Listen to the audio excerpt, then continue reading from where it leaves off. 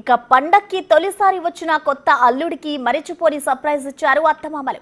ఆ సర్ప్రైజ్ చూసి షాక్ అయ్యాడు అల్లుడు. పశ్చిమ గోదావరి జిల్లా వీరవాసరంలో దీపావళి పండుగకి వచ్చాడు కొత్త అల్లుడు రాహుల్. అతనికి మరిచిపోలేని సర్ప్రైజ్ ఇచ్చారు అత్తింటి వారు.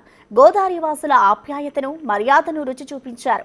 మామ తులసి రాంబాబు 200 రకాల నాన్ వెజ్ వంటకాలతో విందు ఏర్పాటు చేశారు. రాంబాబు దంపతుల కుమార్తె గోవర్ధిని విశాఖకు చెందిన రాహుల్కి ఇచ్చి ఈ నెల 11న ఘనంగా వివాహం చేశారు. పెళ్లైన తర్వాత తొలిసారి దీపావళి పండుగకి ఇంటికి వచ్చాడు అల్లుడు రాహుల్.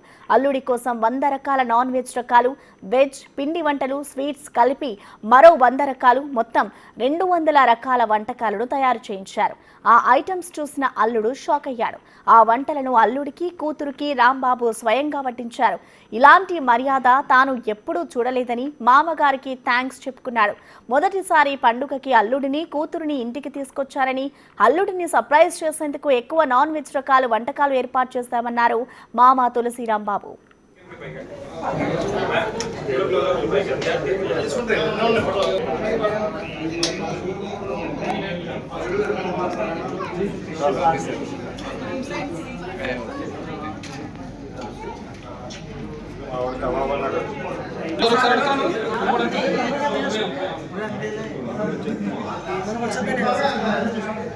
ఒకసారి ఫోన్ పీస్ఫుల్గా పెట్టండి.